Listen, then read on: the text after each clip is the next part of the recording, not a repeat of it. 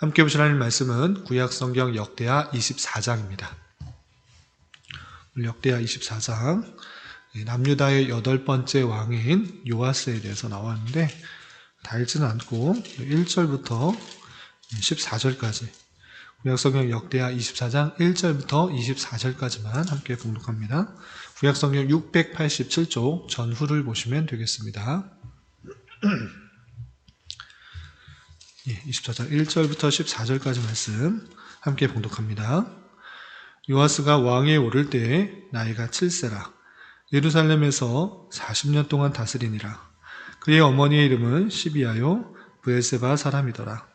제사장 여호야다가 세상에 사는 모든 날에 요아스가 여호와 보시기에 정직하게 행하였으며 여호야다가 그를 두 아내에게 장가들게 하였더니 자녀를 낳았더라.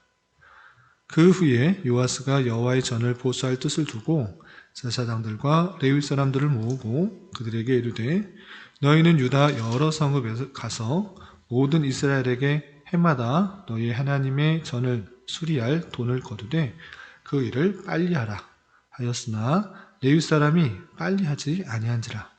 왕이 대제사장 여호야다를 불러 이르되 내가 어찌하여 레위 사람들을 시켜서 여호와의 종 모세와 이스라엘의 회중이 성막을 위하여 정한 세를 유다 예루살렘에서 거두게 하지 아니하였느냐 하니 이는 그 악한 여인 아달랴의 아들들이 하나님의 전을 파괴하고 또 여호와의 전의 모든 성물들을 바알들을 위하여 사용하였음이었더라. 이에 왕이 말하여 한 개를 만들어 여호와의 전 문 밖에 두게 하고 유다와 예루살렘에 공포하여 하나님의 종 모세가 광야에서 이스라엘에게 정한 세를 여호와께 드리라 하였더니 모든 방백들과 백성들이 기뻐하여 마치기까지 돈을 가져다가 궤에 던지니라.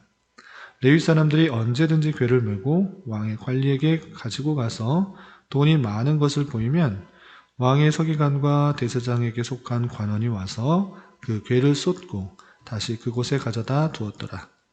때때로 이렇게 하여 돈을 많이 거둠에 왕과 여호야다가 그 돈을 여호와의 전 감독자에게 주어 석수와 목수를 고용하고 여호와의 전을 보수하며 또 철공과 노쇠공을 고용하여 여호와의 전을 수리하게 하였더니 기술자들이 맡아서 수리하는 공사가 점점 진척되므로 하나님의 전을 이전 모양대로 견고하게 하니라. 공사를 마친 후에 그 남은 돈을 왕과 여호야다 앞으로 가져왔으므로 그것으로 여호와의 전에 쓸 그릇을 만들었으니 곧 섬겨 제사 드리는 그릇이며 또 숟가락과 금은 그릇들이라. 여호야다가 세상에 사는 모든 날에 여호와의 전에 항상 번제를 드렸더라. 아멘. 감사합니다. 오늘 말씀의 본문은 역대하 24장입니다. 역대하 24장에서는 남유다의 8번째 왕인 요아스의 통치에 대해서 설명하고 있는데 그의 잘한 점과 또 그의 잘못한 점 그리고 그가 어떻게 죽었는지에 대해서 24장 한 장에 걸쳐서 나오게 됩니다. 우선 요아스의 그 사역들, 치적들을 살펴보기 전에 남유다의 여러 왕들이 어떻게 지나가는지 그 흐름들을 좀 몇 가지 기억하면서 지나가면 좋겠습니다. 물론 한 명 한 명이 어떻게 통치했는지 그것을 살펴보는 것도 중요하고 필요한 일이지만 전체적으로 어떻게 흘러가고 있는지 그 명맥들을 좀 알아두는 것, 그것을 계속 알아가면서 내용을 읽으면 전체적인 남유다의 역사를 조금 이해하는데 도움이 되지 않을까 생각이 됩니다. 그래서 여러분들이 갖고 계시는 말씀일기 책자의 교환에 보면 남유다의 계보가 어떻게 이어지는지 쭉 나와 있는데 그 계보를 먼저 살펴보도록 하겠습니다. 우선 통일왕국이 분열될 때 초대 왕이 누구였는가? 이것은 잘 아시다시피 르호보암입니다. 솔로몬의 아들이었던 르호보암. 그때 남유다의 첫 번째 왕으로서 르호보암이 통치가 되게 되고 북이스라엘은 솔로몬의 신하였던 여로보암이 북이스라엘의 초대 왕이 됩니다. 그래서 르호보암에 이어서 아비야, 아사, 여호사밧 이렇게 이어지게 되고 여러 왕 중에 여호사밧 왕은 좀 기억할 필요가 있습니다. 남유다의 네 번째 왕인 여호사밧은 선한 왕이지만 그때로부터 북이스라엘과 혼인 관계를 가짐으로 말미암아 남유다의 우상 바알이 들어오게 되었다. 그래서 왕들이 북이스라엘의 아합의 길로 따르는 정책들이 곳곳에 나오게 되는 것입니다. 여호사밧 왕은 선한 왕이지만 실수가 있었다라는 것으로 좀 기억해 둘 필요가 있고요. 이것이 4대 왕입니다. 5대 왕은 여호람, 그리고 6대 왕은 아하시아, 그리고 7대 왕으로서 아달랴, 아합의 딸이었던 아달랴가 7대 왕입니다. 7자라는 숫자에 북이스라엘의 북이스라엘의 가족이었던 족보였던 딸이 여왕이 남유다를 다스린 그런 사건들이 있었던 것입니다. 그것이 아달랴이고, 아달랴가 자신이 왕위를 차지하기 위해서 아하시아의 아들들을 다 죽이려고 했었습니다. 그렇지만 요아스가 1살 때 그 어린아이를 아하시아의 누이인 여호사브앗이 숨김으로 말미암아 그 다윗의 씨가 계속적으로 이어질 수가 있었던 것입니다. 이렇게 아달랴가 약 7년 동안 통치하는 중에 어제 우리가 살펴본 것처럼 그때 당시에 대제사장이었던 여호야다가 잘 준비하여서 그 마음을 같이 하는 레위 사람들, 제사장들, 백성들을 모아서 함께 힘을 모아서 하나님의 뜻이 어떠한 것인지를 잘 밝혀주고 또 언약을 맺고 힘을 모아서 또 그 성전 안에서 방백을 다 두고 다 아무도 쳐들어오지 못하게 그 왕의 즉위식을 방해하지 못하도록 다 방비를 한 후에 그 7살밖에 되지 않는 요아스, 다윗의 씨 요아스를 왕위로 세웠던 장면이 어제 우리가 살펴본 것입니다. 그렇게 아달랴의 악정, 그 우상 숭배하는 모든 것들을 폐위시키고 모두 죽여버리고 요아스를 왕위로 세운 것입니다. 그렇다면 그 요아스가 7살밖에 되지 않았는데 어떻게 나라를 통치했는가, 그 내용이 24장에 나오는 것입니다. 그 내용을 좀 살펴보도록 하겠습니다. 우선 요아스가 1절에 보면 왕이 올랐을 때 몇 살인가 이렇게 표현하고 있습니다. 요아스가 왕이 오를 때 나이가 7세라. 7세면 우리나라 나이로 이제 초등학교 1학년 정도 되는 그런 어린 모습입니다. 그런 어린 모습이기 때문에 그가 남유다를 전체를 통치를 원활히 할 수 있을까 했을 때는 잘 할 수가 없는 것입니다. 그래서 그때 당시 대제사장이고 아달랴를 폐위시켰던 그 대제사장 여호야다가 그를 도와 올바른 길로 갈 수 있도록 계속적으로 도움을 주는 것입니다. 그래서 나이가 7세라 예루살렘에서 40년 동안 다스렸다. 7세부터 47세까지 나라를 다스린 것입니다. 그리고 그의 어머니의 이름은 시비아요 브엘세바 사람이더라 라고 되어 있고, 2절 보면 제사장 여호야다가 세상에 사는 모든 날에 요아스가 여호와 보시기에 정직하게 행하였다 되어 있습니다. 이 말이 잘 보면 여호야다가 사는 날 동안, 모든 날 동안에는 정직하게 행하였다라고 표현할 것으로 보아 앞으로 나오겠지만 여호야다가 죽었을 때는 정직하지 않게 악행을 한 모습이 있을 것이다 라는 것들을 짐작해 볼 수가 있는 것입니다. 이렇게 여호야다, 하나님의 말씀을 잘 알고 율법을 잘 아는 대제사장 여호야다가 사는 날 동안에는 계속적으로 그 어린 왕이었던 요아스에게 바른 길을 알려주고 또 바른 통치를 알려줌으로 말미암아 요아스가 선하게 통치를, 하나님의 뜻대로 통치를 할 수 있었다라는 것들을 보여주고 있는 것입니다. 그 통치의 내용, 하나님 말씀대로 잘 통치한 내용의 대표적인 예가 4절부터 14절까지 나와 있는데, 그것은 다름 아니라 길게 내용이 있지만 간단하게 요약을 하면 성전을 보수한 것입니다. 성전이 왜 이렇게 망가졌는가, 자신의 할머니뻘이라고 할 수 있는 아달랴가 우상을 들여오면서 예루살렘의 성전에 있는 모든 그런 기물들을 함부로 사용하고 회파되고 마음대로 한 것입니다.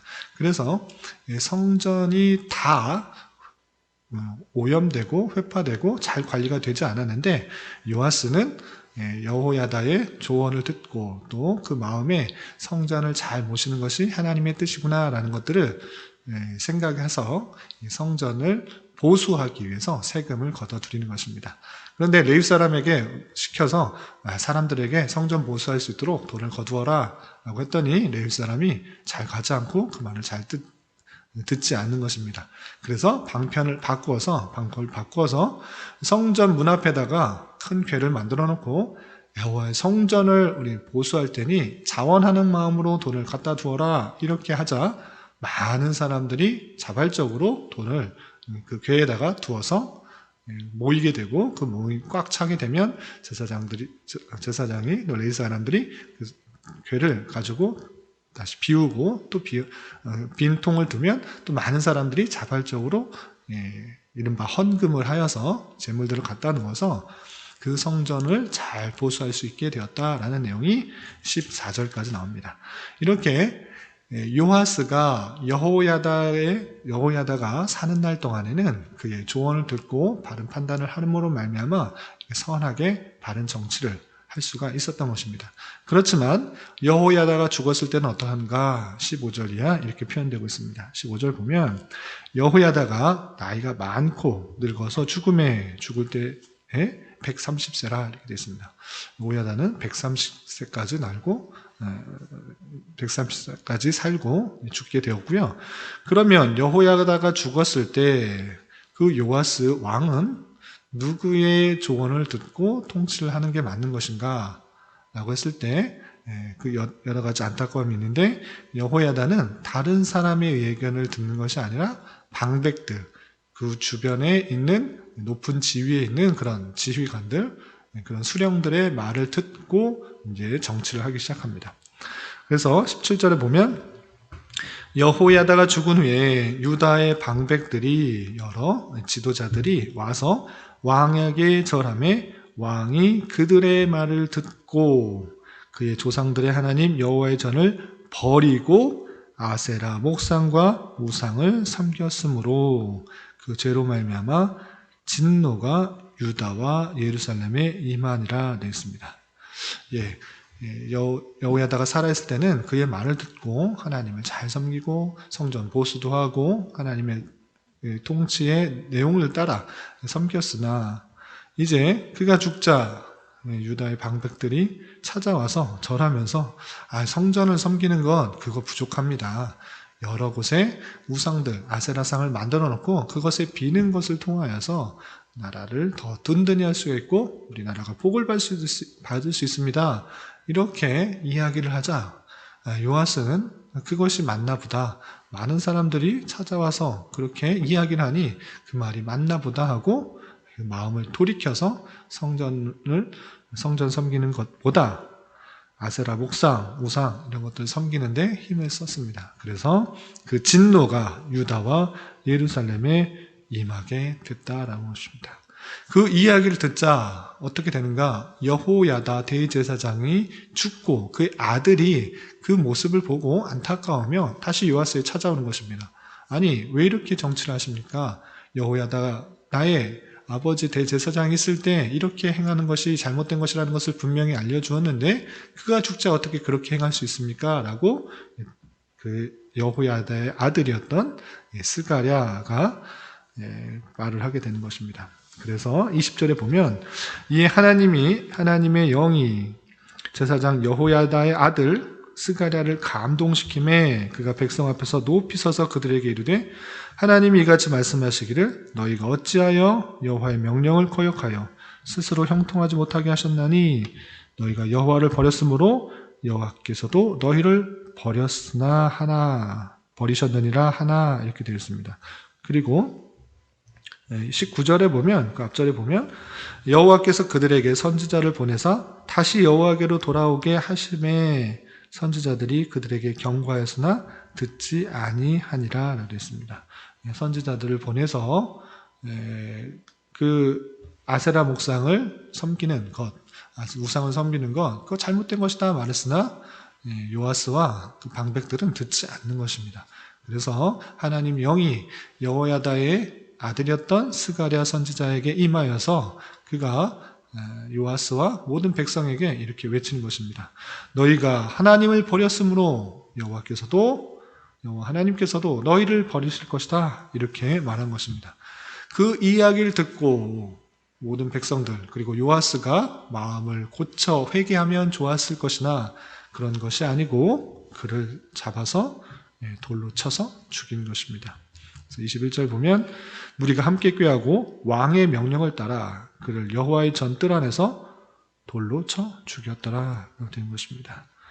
그래서 22절 보면 요아스 왕이 이같이 스가랴의 아버지 여호야다가 베푼 은혜를 기억하지 아니하고 그의 아들을 죽이니 그가 죽을 때에 이르되 여호와는 감찰하시고 신원하여 주옵소서 하니라 하고 죽게 된 것입니다. 여호야다가 어릴 때부터 그를 기르고 생명을 보존해 주었을 뿐만 아니라 어떻게 하는 것이 바른 통치인지 하나님을 잘 섬기는 것인지 알려준 그 은혜도 기억하지 못하고 그의 아들 스가랴를 바른 말 한다는 그런 이유로 죽여버리는 그런 안타까운 일이 있었던 것입니다. 그렇게 요아스가 여호야다가 죽자 잘못된 길로 행하게 되고 또 심지어 그 은혜를 기억하지 못하고 그의 아들까지 죽여버리는 그런 안타까운 일을 하게 되는 것입니다. 그럼 요아스가 어떻게 그의 말년을 보냈는가, 어떻게 죽게 되었는가라고 했을 때는 아주 적은 아람 군대가 공격해 왔을 때 보통 많은 군대가 쳐들어와서 공격을 할 때 적은 무리지만 하나님을 의지하여서 그 군대를 무찔렀다라는 내용이 앞서서 계속 나왔습니다. 그런데 반대로 이번에는 적은 군대가 왔지만 그 군대에 의하여서 많은 사람들이 희생당하게 되는 그리고 요아스가 죽게 되는 일이 벌어지게 되는 것입니다.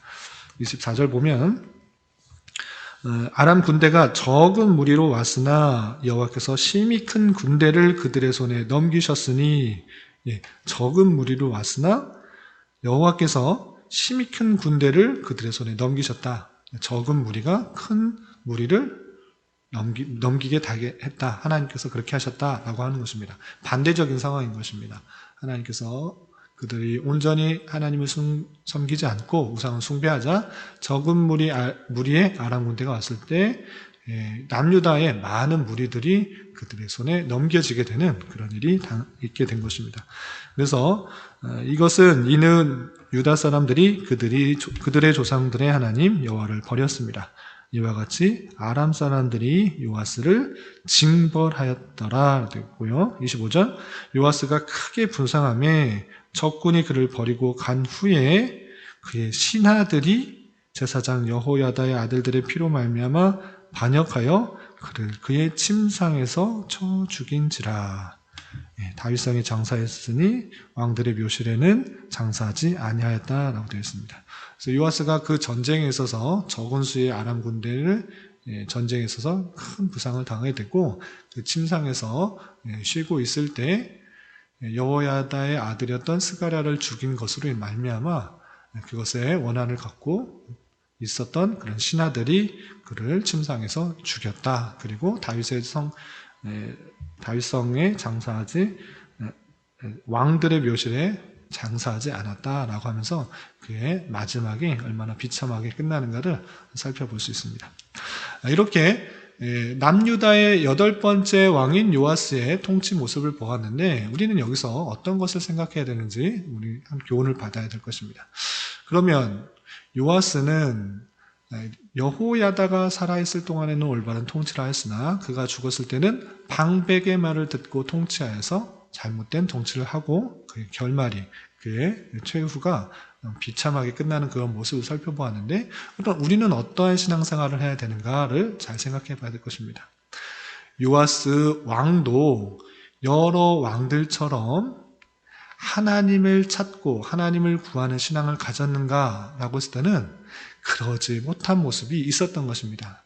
그가 어렸을 때부터 쭉 들어온 그런 여호야다의 말을 듣고는 그 말을 맞는 듯하여서 하나님을 구하였지만 그 신앙 중심, 그 마음 중심에는 하나님과의 1대1의 인격적 관계가 없었던 것입니다. 그렇기 때문에 그냥 여호야다의 말을 듣고 그런가 보다 생각하면서 통치를 할 때는 바르겠지만 그가 죽고 그에게 영향을 미치는 다른 사람들이 있을 때는 그 사람이 맞나 보다 하고 그렇게 통치를 한 것입니다. 그래서 요아스 마음 중심에는 하나님을 찾는 신앙이 없었다라고 생각할 수가 있는 것입니다. 여러 왕들 중에 가장 중요한 것, 계속적으로 강조되고 있는 것은 그 왕이 정말 하나님께 구하고 하나님을 찾고 하나님께 은혜를 입어 살려고 하는 것인가, 그렇게 통치를 하려고 하는 것인가, 아니면 자기의 뜻, 자기의 생각대로 하려는 것인가 라고 했을 때 하나님께서는 하나님을 찾고 하나님의 뜻을 구하는 그런 왕을 기대하는 것입니다. 그러할 때 요아스 왕은 그러지 못하고 하나님께 통치 방법을 구하지 못하고 주변 사람들의 이야기를 듣고 여호야다의 이야기를 듣거나 방백들의 이야기를 듣거나 그런 방식으로 통치함으로 말미암아 나라가 온전히 다스려지지 못하게 되는 모습을 살펴볼 수 있는 것입니다. 한편으로는 정당성을 부여하자면 요아스는 어렸을 때부터 여호야다의 도움을 받아서 이렇게 신앙이 자라왔기 때문에 자연스럽게 그의 이야기를 듣는 것이 익숙해졌기 때문에 그렇게 행했습니다. 그러다 보니 자신의 신앙들을 올바로 세우지 못했는데, 그리고 그것으로 말미암아 그냥 주변의 이야기를 듣는 것이 오히려 편하다 이렇게 생각할 수 있었는데, 신앙생활에 있어서는 남의 이야기를 듣는 것도 물론 중요하지만 자신의 이야기, 자신의 신앙을 하나님과의 관계에 있어서 1대1과의 관계에 있어서 인격적인 신앙관계를 맺는 것이 가장 중요하고, 어려운 상황 속에서 하나님을 찾고 하나님을 부르짖고 하나님께 구하는 것에 대한 응답과 인도의 손길들을 경험하는 것이 중요하고, 그러지 못했을 경우에는, 그러지 못하는 관계에 있을 때에는 좋은 사람을 옆에 두어서 그로부터의 도움을 받을 줄도 알아야 될 것입니다.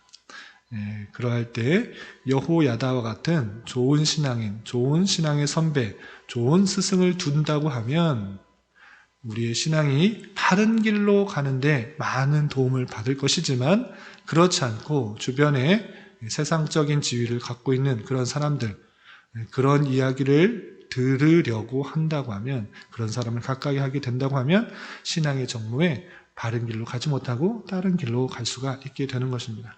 그래서 가장 중요한 것은 하나님과의 1대1 관계의 인격적 신앙관계를 맺는 것이 중요하고, 그런 관계에 있어서 그러지 못할 경우에는 좋은 신앙의 선배, 신앙의 동료, 신앙의 스승들을 옆에 두어서 그를 통해 도움을 받아야 될 것입니다. 그래서 좋은 신앙의 동료, 신앙의 스승, 신앙의 선배가 있다는 것이 얼마나 큰 은혜인 줄 알아.